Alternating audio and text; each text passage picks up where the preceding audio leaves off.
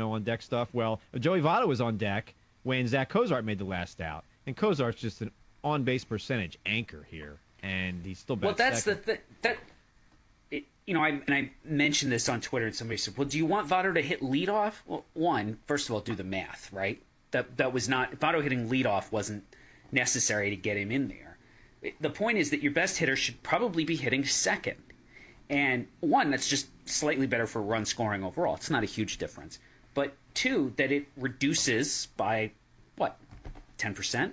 The likelihood that your best hitter will be left in the on-deck circle at the end of the game. Maybe Votto comes up there and makes an out to end the game. But I like his chances of at least reaching base a lot better than Zach Cozart's. Zach Cozart is a number 2 hitter out of the 1970s. But isn't it a little revisionist some managers history just can't get out of that mode. Right, but I mean, nobody's going to bat Joey Votto. No manager would bat Votto second. I mean, he's your best power hitter. He's a walker. I mean, should your best hitter bat second or third? Second. So you would bat him second. Absolutely. You'd bat Matt Kemp second. You'd bat Miguel Cabrera second for Detroit? As opposed to hitting him behind, Ryan Rayburn? Well, come on, yes. That's not what they're doing. I mean, they're batting. Who's Detroit batting second? It's not Rayburn. It's let me look and see what they did yesterday. It was. Rayburn Don batted Kelly. second yesterday? It was Don. Well, okay, it was Kelly. No. Rayburn did hit second for a chunk of the season. Yeah, for some. I mean, Infante batted second yesterday. I don't think he should be. Also not a particularly good hitter.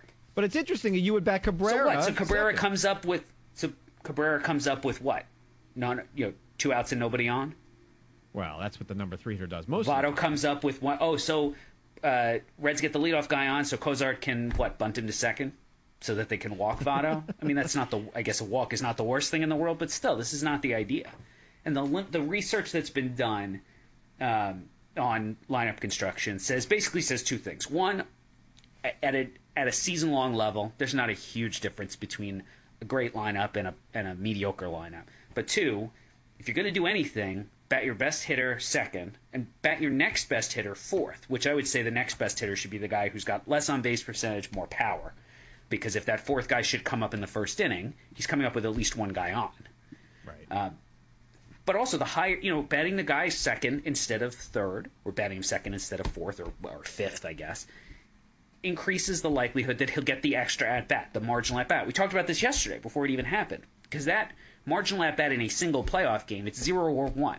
It's not the 10th of an at-bat we're talking about over a series of games where they might add up to a whole at-bat, at which point we're in the abstract, and that's fine. I don't mind dealing with the abstract, but when you're talking about a lineup in an individual playoff game, either he gets up or he doesn't.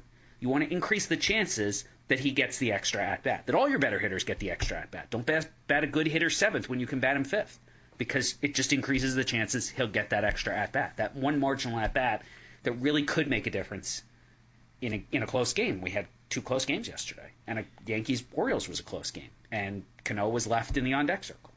So you would go, I guess, Phillips, Votto, Bruce for the Reds. I mean, Bruce is probably their second best hitter, even over Phillips, and certainly in a lot of lineups he could bat third. Look, lineup construction is what it is. But I see your point. Might bat him fourth. You want to break the lefties up.